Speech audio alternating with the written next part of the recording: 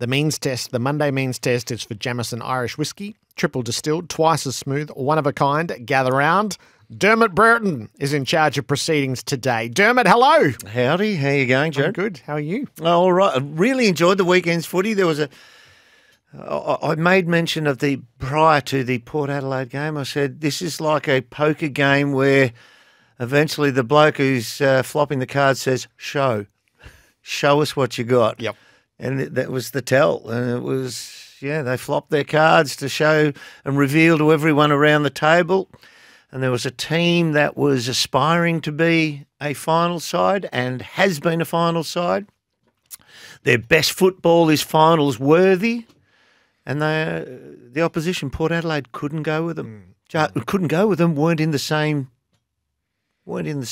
league as them. Yeah, didn't even have a pair of twos when they turned their cards. Righto. Dead man's hand. We usually start with the King's Gambit. It is the Kids' Gambit today for Victoria Police, made for more search police careers. This is something from the heart. Okay, so you mentioned cricket before. You've got to have an alpha male in your team. And a bowling attack, who's the alpha male? The strike bowler. The strike bowler who the opposition says, the one bloke in the world we don't want to face with a new pill, Mitch Starc. And what happens is they get 100 plus for their first stand, their first wicket. So who's the alpha male in a football team? It's the key forward, the brute, the alpha male, the number one key forward. And it's different to being another forward. Size and shape matters. It does more these days. And we have a look at it. There was one emerging from the weekend I just thought this is your game now. You've got some fantastic players. I won't say great. You've got some fantastic players. We hope they can turn into greats. Oh, you do have one, Nat Five. He's a great. But the boy Josh Tracy was just everything you want in a power forward. He took a mark in a 6-man pack, not a big 3 or 4-man pack. He outreached and jumped over the top of a 6-man pack. And then Sam Collins, who's not going to make the Hall of Fame, but he's a 100-game player. He's going to play 200 games, Sam Collins. And if you are going to say who's the standard in league football, key backman, you'll look at Sam Collins and say the absolute all-time greats will be able to get Sam Collins. But if you are anything less than a fantastic, very, very good key forward at the top of your game, Sam Collins is going to beat you. So he's a worthy adversary in this sport. And Josh Tracy, at one stage, just running back towards goal, saw him and steamrolled him. Just banged him to the ground. He pizzled him. He just banged him with pure force and ferocity, and his body kept forcing the ball forward, and Fremantle run onto a goal. So that's your power forward who brutally charges into the opposition, who brilliantly outmarks the opposition, and who bravely will stand underneath the ball when it's kicked up on his head.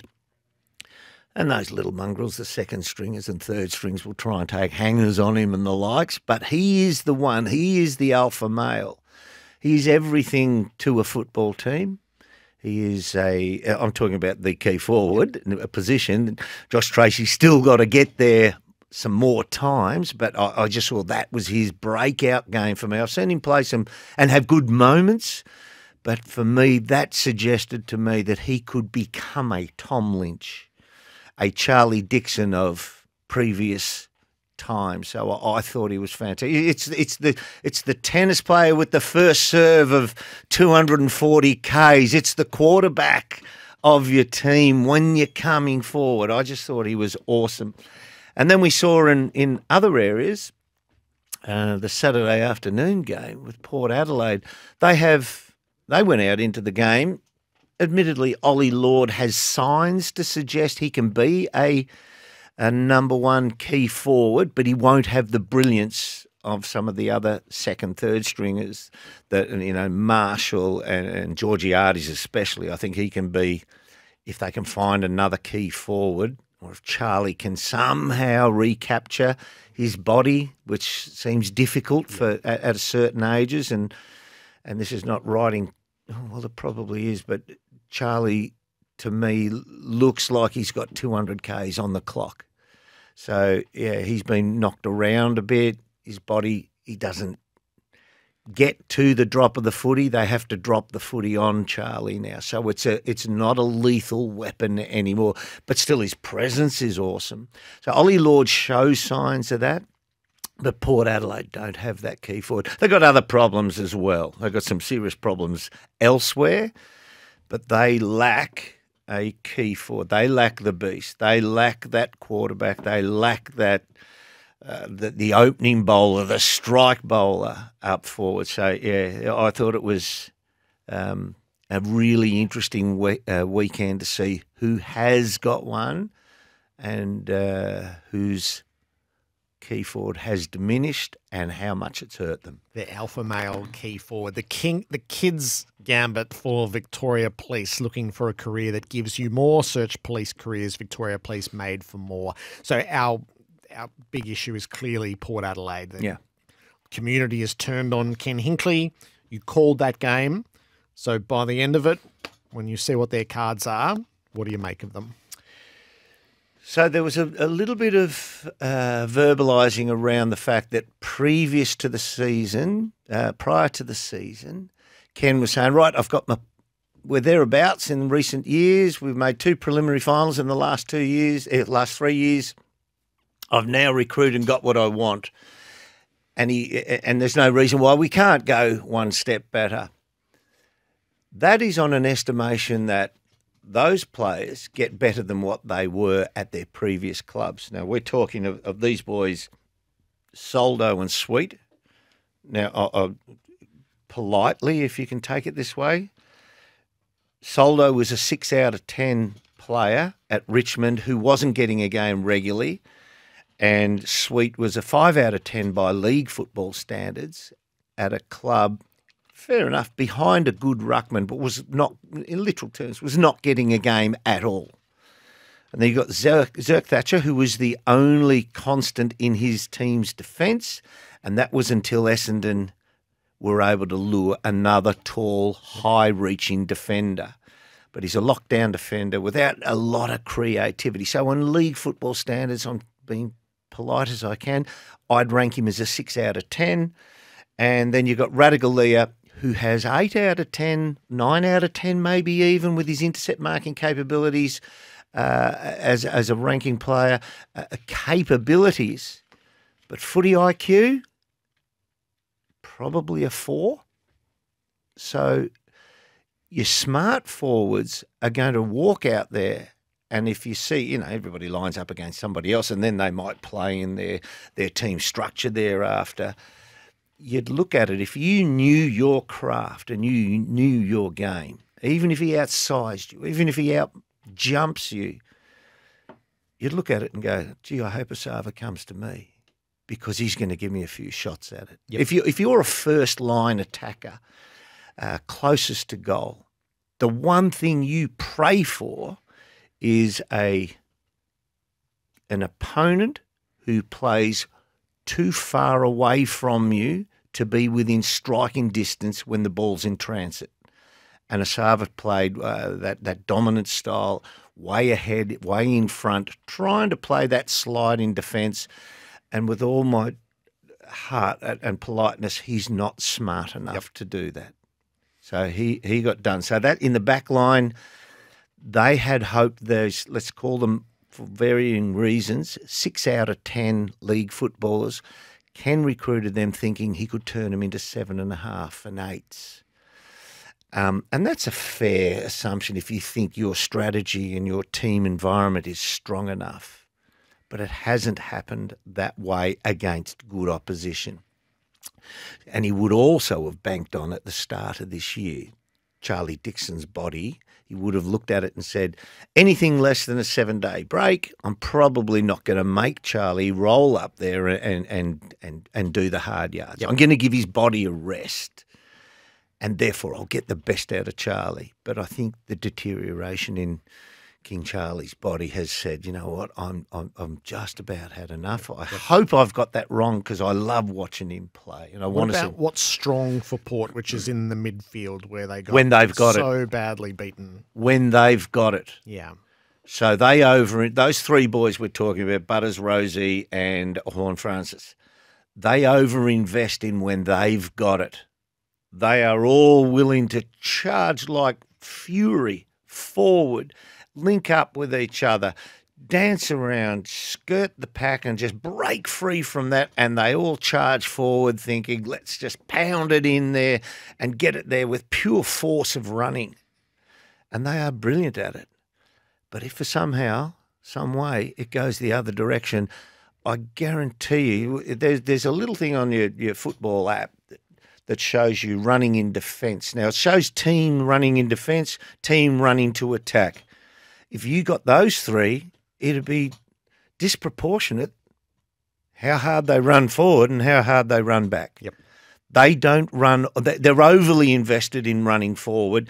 Now, it doesn't mean that they don't try and tackle hard and the likes. They do. They just are overly invested mentally about how we're going to take it to the opposition and we're going to put the score on them. What does it all mean for Kenny's tenure right now? He hasn't got the team that he thought he was getting. I think I can see Ken coaching until 2030 and maybe a little bit beyond. Age probably tests him thereafter, the way that we...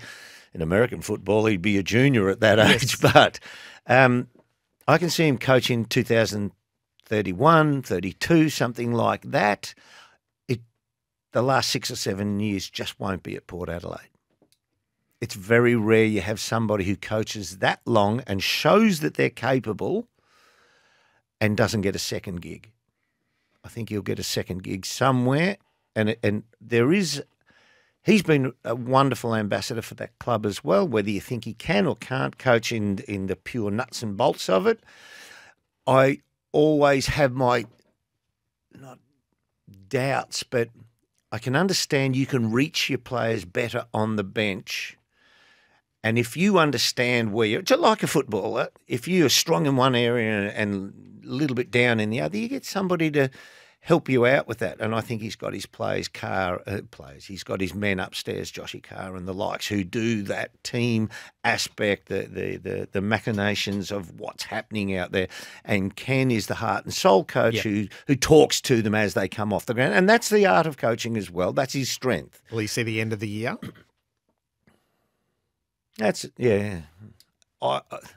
No. If you have one more of this type of loss, and depending on who the opposition is, because at the moment, if you're sitting in Port Adelaide's boardroom, you're saying, what version of Brisbane did we get? Did we get the grand final team of last year, or did we get the team out of the first 4 rounds? But then if you're looking at it, the Lions, their last 6 games, they've been 4-1 and a draw. We're going to come to the Lions in a moment's time because they are the other side of the equation. They're on the tear. The open question is, are the Lions back in top 4 contention? During these bye weeks, they've risen from 13th to 10th, so not inside the 8 yet, but coming with a bullet. So do all your estimations and look at round 18 and add another 12 points on. They'll win their next 3. We were sort of looking at their season, so how bankable are they? How consistent are they? And, yeah, the early start to the season was awful. They played what was then, and they're not now, a hapless North Melbourne in Adelaide in gather round, and a VFL team could have beaten North Melbourne at that stage. They were all at sea, didn't know what they wanted to be, hadn't got their young players in the groove. So they got a win there and thought, will that kickstart them? It kind of semi-did. Yep. But then you see them come out and give a God almighty awful showing in the wet against Geelong, who just played it smart on their home deck, Brisbane, and they got stiffed by Geelong in the wet. We thought, no, can't trust them. Since then, 6 games, 4 wins, 1 draw, 1 loss. And the 1 loss was against the Hawks, who, as Fagan has actually said, stack up really well in those last 6 weeks as well. And the draw against it was the Magpies, their draw? It was Adelaide. Adelaide. Magpies were with the Bombers draw, yeah. So their form has been really good. And I thought it was a massive test. As I said, home ground advantage. They love playing in front of their home ground, Port Adelaide. So it was going to be a massive job for Brisbane to come, and we got to look, flop your cards and show us your hand. What are you playing with? And they did, and they were playing with brutal force. They've lost, a Caddy Coleman, a beautiful distributor of the ball in the back half of the ground, and they've replaced it with some grunt with Brucey Reville. Yeah. So they haven't tried to search for like. They've gone with what they know is a bankable commodity, somebody who'll give their all. They found the kid after he'd downed half a dozen pies and pasties, Morris, and he's a 8 to 12 possession player, but he kicks goals. He gets the ball through the sticks. He kicked a goal on the weekend where he took the ball at full tilt speed, operating, running back towards goal, picked it up below his knees without breaking stride. And to me, I looked at that and I said, that's a serious goal. It was awesome. So these are the young blokes they've brought in. And then when that happens, everything else steamrolls along with it. Big Oscar. It's made mention during the call. How would you like to ruck against him? He's all elbows, angles, and that. I was thinking, what would it be like?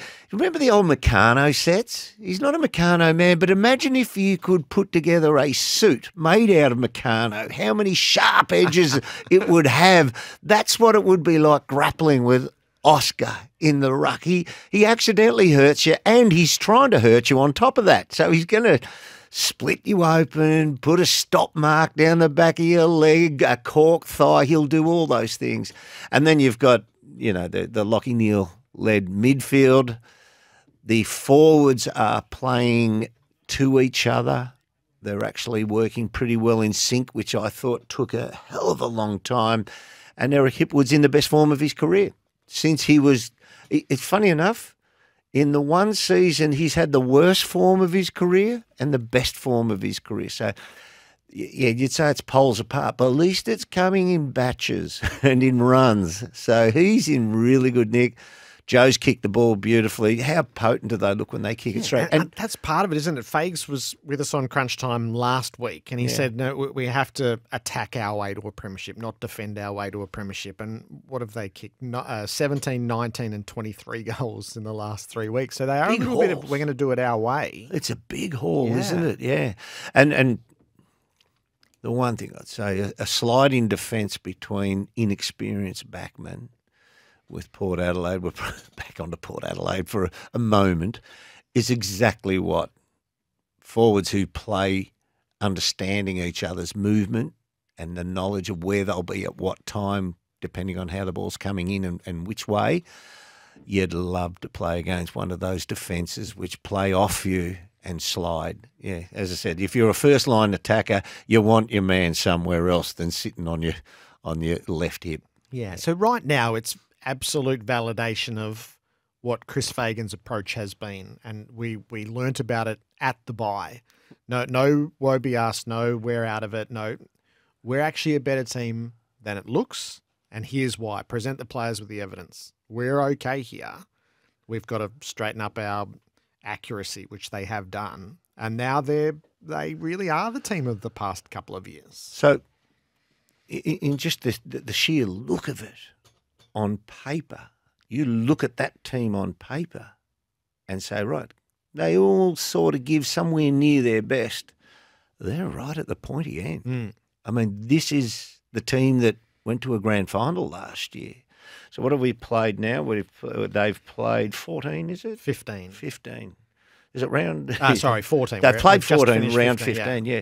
So what are they? 7 wins, a draw, and 6 losses. Yeah.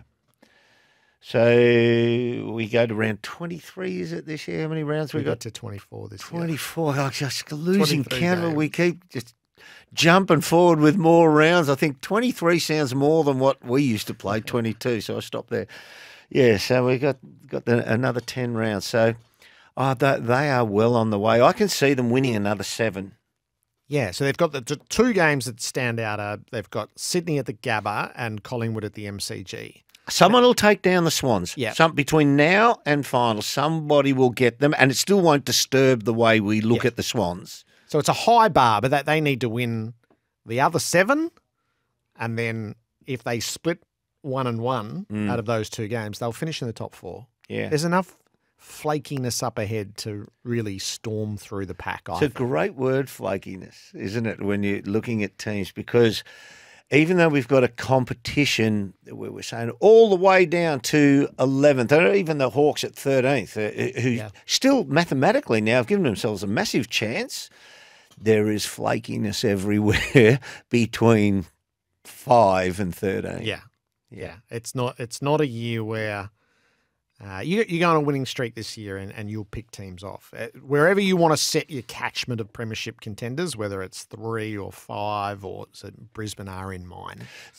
So if you're looking at that on that terminology, it has to be a team inside the top 4. It has to be, because nobody, given the body of evidence that we've got on Sydney, no one's going to beat the Swans in the 4th game of their final series. No one. You cannot, unless something horribly goes wrong in the injury department, and where something wouldn't, touch. For the Swans, keep your list together, keep it healthy. No one can beat them on their 4th game of increasingly better opposition in September. No one's beating the Sydney Swans, all right, who will only have to play 3. So they've got to get themselves into the top 4 and find a place there. Right now, they're 8 points adrift of Essendon and 6 points adrift of Collingwood. They play both of those in the run-in. Bang. The best bit, so you're alpha male. I felt like Nate Caddy's couple of moments yesterday, and we've had Essendon fans all year going, when?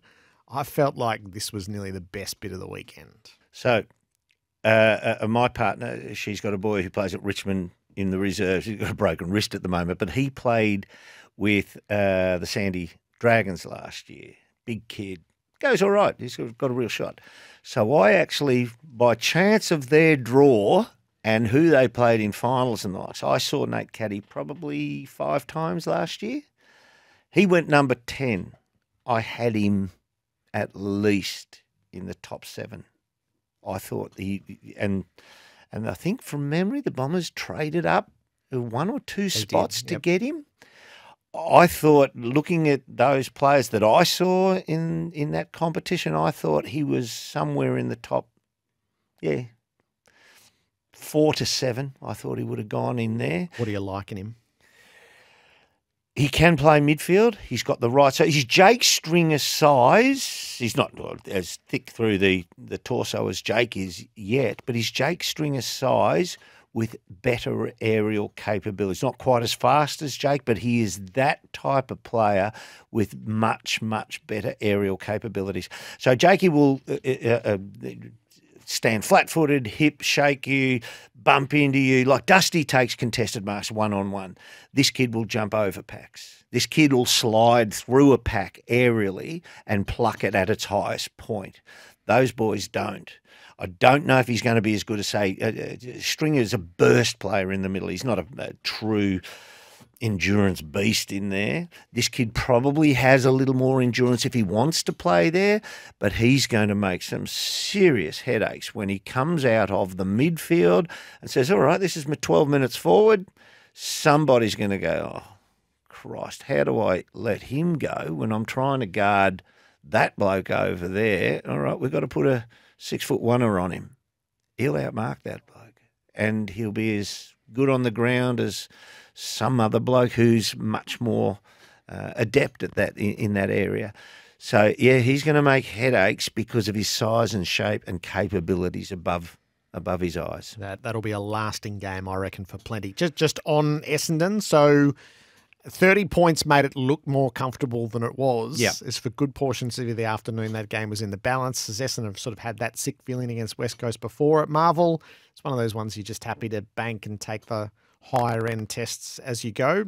Any thought? What are your running thoughts on Essendon? That was, look, if a cricketer is averaging, say, a test player is averaging 43 to 45, that wasn't. They didn't make 100 yesterday. They actually made their average. Yeah. It wasn't a failure and it wasn't a glorious outing. They made their average. Yeah, I like that. They got beaten in contested footy around the ground against a team which has won 3 games. A great thing about the bottom end of the ladder, and even with the North Melbourne side of things, they're all starting to give scares to opposition, whereas I thought we were going to get through to round 24 and think, let's just pencil it in. That's a walkover. No, you've got to beat these guys at the bottom end of the ladder now. Yeah. So I thought that they did what they had to. They won't be pinning anything up on the wall and say that was the one that got us back on track or anything like that. They did what they had to. They've banked the win. Well done. And it keeps them in the hunt for that, to stay in that top 4. Yep. Dirty day runs, Crash would have called them. And that's a good phrase. Can I sit in and have a listen to Crash? I love you two when you talk about the cricket. The Cats are the curiosity. The freefall, they were 7-0. They've gone 1-6 since. They're clawing onto a place in the 8. It's possible Tom Hawkins has played his last game. Patrick Dangerfield is currently suspended. Tom Stewart is in a really tough spot at the moment, so there's a bit to work through with the Cats. Just firstly on the dangerous tackle, how did you see Dangerfield on Walsh? I think it has to challenge it. I can understand why they would send it up as such as a suspension, because of the outcome or how close the head was to being a serious outcome. I can't think of another tackle where the tackler has exercised his want to show, what does Gleeson always say? Duty of care. Duty of care. His duty of care was exceptional. He threw the stirrups forward, leant back into the seat and tried to hold him up. I would say in the same game, for if you're talking about standards, the unrealistic marking attempt Tom de Koning did on Sam de Koning in the goal square, where he knees him in the back of the head. He was more keen on making contact and kneed him in the back of the head, and then came down and the ball arrived thereafter. Danger showed much more, what do we call it? Duty of care. Duty of care than Tom de Koning did. That's the inconsistency. There is nothing more he could have done. So Zach Butters applied the same action on a tackle in the tackle where he came off after hurting his shoulder. Arms around the waist, chasing down from behind, arms around the waist, and then lift your own body weight so that the tackled player has to carry you in the tackle, and then flip your heels forward as if you're into a long jump landing position, so you hold up the opposition. Butters exercised it perfectly. I thought Dangerfield exercised it perfectly. The issue was twofold with the and it's not on him because he's just running for the ball. Walsh, his knees drive in, and that jackknifes him. That gives him a leverage point where his body with inertia has to thrust forward himself. He hits the ball midway on the chest, and that's when the neck isn't strong enough in that action to stop it whipping forward at the ground. Patrick did everything human possible to exercise that duty of care, and that is indisputable. So that'll get tested tomorrow night. Tom Hawkins, so we wait to hear what the severity of the injury is, but there's every chance that we've seen him for the last time. I think so. That's what I thought. The first thing I'd say is try and cut him some slack in that game where he was completely and utterly and soundly beaten at every time that Jacob Whateley had to play coverage on him.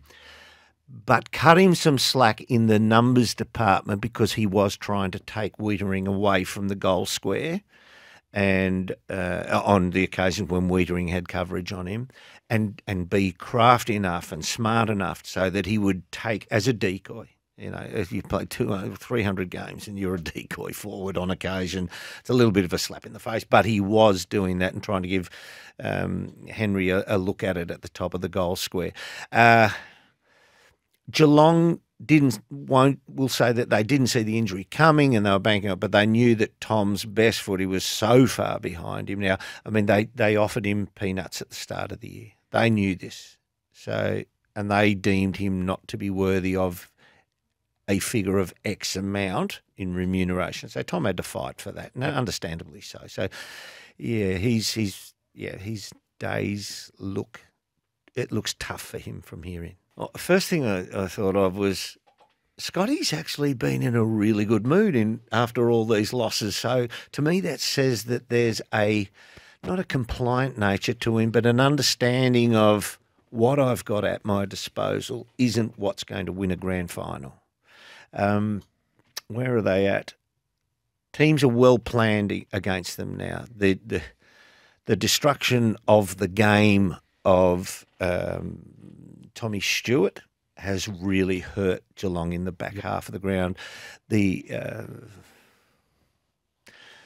downward spiral of the midfield's ability without Dangerfield there and the lack of true depth. No wonder that they wanted Tanner Bruin back. So he's even out at the moment as well. So they need midfield depth from here in. If they're going to recruit, I'd say they're probably going to chase a few midfielders for midfield depth or try and find somebody, like Melbourne's found a Rivers, try and find that type of player to come in and give them a little bit of an ease in there as well. But, yeah, I think they're going to find it tough from here in. I think they might slide out completely. Yep. I had them at the start of the year to be the big slider, and I've even been on air and said that even when they were 7-0 or whatever they got off to, and I said I didn't see this happening. I thought they'd be the slider because of the lack of depth in the midfield.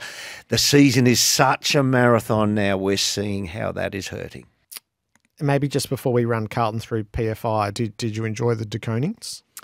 Loved it. I knew you would. I loved it, and my belief is if you know a person's end point, you know how hard you can go, what they are prepared to go to. Like we often see bad guys in movies.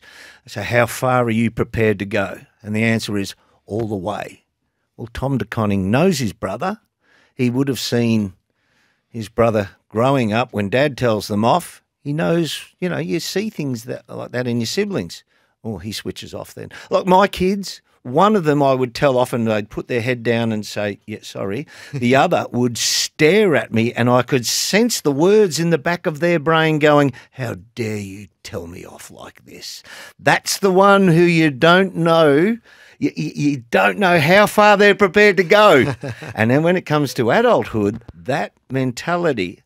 So I think Tom de Koning knew how far Sam was prepared to go and said, I can go that little bit harder. I can go that little bit further. Because Tom de Koning isn't doing that to Shane Mumford, Kieran Briggs, Nankervis from Richmond, because he doesn't know how far they're prepared to go coming back. But your own brother, you know it. And that's why Mum's sitting in the crowd feeling comfortable. She knows how far, she knows the end point to that. So I loved it. I love watching players. They'll tell you a lot. A player who exits a club, goes to a new club and plays against their old club. They'll tell you so much by who they go at, who they really want to take on, because they know their ceiling, they know their end point and how far they can push it. All right, PFI, so this is our measure of, do you have what it takes come the penultimate weekend, the hardest game of the year to win? Do you have what it takes? Carlton seem to have PFI in abundance. I think, we hate to give up the secret, but I think we've both got our 1 and 2 locked. Yep. So if we say Carlton are locked at 2, I think we're both pretty comfortable with that. So let's go through it. So the moving parts that require this PFI, preliminary final integrity. So your captain, your midfielder, is going to go down as a great at Carlton. Forget his age. He's actually in career best form, the equal of career best form. So that's your starting point. You've got a bloke in the back line who I think now you have to say is every bit equal of Sam Taylor or even Stephen May in Jacob Wheaton. You have to say he's not even a smidgen step behind them. At very least, he's equal. The games I've seen live to the eye this year, I'm probably going to have him just a slight tip ahead of them. Yep. He's going that well. So he locks the back line. And the other thing he does for a bloke who organises the back line, they're never without him. Percentage game time, 100. He plays every minute of every game. Unless there's, he comes off. He came off, I think, with a little bit of a head scare at one stage earlier in the year. But he plays every minute and organises everybody beautifully. They've got their backline structure pretty well. Kemp's actually coming to the party as the second tall. And you've got Newman as the outlet kicker. And then they've got Sard for the outlet run. Yep. So they're well balanced to attack out of the backline as well. And they're getting minutes into Cowan. So that looks pretty good. They get 8 goals. I talked before about the Kids Gambit was your key forwards. Who is the number one key forward? Well, Carlton have the luxury of having 2. Charlie probably plays more like a second forward compared to Harry. He's just so bloody good at it. You'd say he's a number 1 key forward. So you've got 2 number 1 key forwards and somehow they're making it work. 8 goals from those 2. You go through for anywhere between 6 and 10 goals a game. They've had a great game together. You got 9 from your midfielders and your high half forwards. So there's a balance there, beautiful. And those forwards, 22 tackles inside 50. So they're working hard to hold it in. You've actually got 2 goals out of the defenders. So they're coming down, following it in. And on top of that hard pressure lock-in, they're so close because of the lock-in of the ball in the forward half. They're kicking goals as well. They bang on 2 goals. In Newman and Cowan got his first. And they were better in contest than Geelong, and they out-tackled Geelong. So that's the mindset, that's the mechanics, and they stop ball movement because of Wiedering's ability to organise behind the ball. So the rest is on the shoulders of Cripps to organise the midfield, and they're getting it done in there. And De Koning gives them a different look around the ground with his agility and ability to get to nearly every ball that has hang time for 3.5 seconds. Yes. His ability to get to it. Pittonet is a better tap ruckman at stoppage around the ground. And the centre bounce, he's not too bad these days either because he's step over the line. Like that's suiting the way the new rule is suiting those types of players. But De Koning can get to every kick that has hang time on it between the arcs. So they've pretty well got most bases covered. There will be an ask against Sydney because of their relentless running nature and their ability to run hard forward after they've run hard to defend is relentless. So that will be the big question on them. But right now they are bona fide inside the top 4 and clearly. So it's Sydney, a smidgen of daylight, Carlton, then big daylight. All right. Don't give away 3 and 4 just yet. The climax of the men's test is the seedings. So under the category of they got that wrong, I'm not as hung up about staging as other people are. I feel their passion for it. Where are you? So Stephen May did the wrong thing. Yep. And this is wrong because we've spoken about this at length, is if the players are prepared to do this to their fellow players, they're risking suspensions on their behalf. Your duty is not to slap my head into the ground to protect me from concussion, and my duty is not to get you suspended for slapping my head into the ground. That's the debt of gratitude and loyalty where the balance is out. So that's changed over time. Yeah. You used to try and get them reported on the day so that their game would go off while you're playing against them, and then you, as the unwritten law went, tried to get them off at the tribunal. So that's kind of changed. Don't do this. No. Don't do it. I don't think Maisie will like that. There's a few people who've played against Maisie who would say, we're taking him on physically. And I made mention earlier about the players who've played with you. They know how far you'll go. They know your inner secrets. They know what is your Achilles heel. And Maisie's an awesome player, a body player who we saw him take down Lance Franklin and all those great players. But he's still got a few skeletons in the cupboard of people who've actually taken him. I mean, even though it's off ground. I mean, Jake Melksham took him on. Campbell Brown took him on off ground because they feel that they probably have more fight in their bones than him in certain activities in life. That's off ground, I know, but it speaks to the psyche of this. And for Maisie to go down and then go straight into a cover-up as if I'm hurt here, umpire, award me the free kick, showed that there was a want for the easy path out. And I don't think that would sit easy with Stephen right now. So Kingy's Find the Fakers campaign gets one. You thought another player did, they got that wrong? Yeah, so... Look, I can't say I did it once in my career, but it was to rub salt into the wound of the other, giving your opposition player the bird. Eddie Ford did awesomely well. Who did you give the bird to? I think it was either it could have been Dora. Right. I got sick of him punching me in the back of the head, and when I took a mark on him, I turned around and gave him the bird and said, "This is what you want, isn't it?" Sorry, I interrupted you. Eddie Ford did awesomely well. He jumped into the back of Max Gawn and took a screamer, fell back. A couple of his teammates ran at Gorney, like a lot of teams do, say he killed you, he got the better of you. So you do that on the back of a win. Eddie Ford had a couple of words to say as well. Lines up for goal, wants to bang it through. I've taken a mark against the best ruckman of the last 10 years and I'm banging through the goal. He slid it across the face with a very poor kick, and the Melbourne boys respond. So what does Eddie Ford do?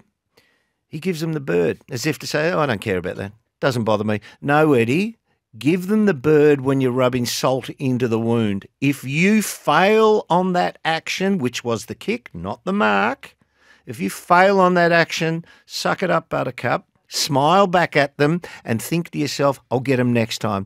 Don't give the bird as in, I don't really care. I've taken a great mark, so I don't care about the result of that kick. Don't do it again. He's building a little track record for being a bit lippy in these situations. Get your footy right, take more of those marks and bang the goal on the board.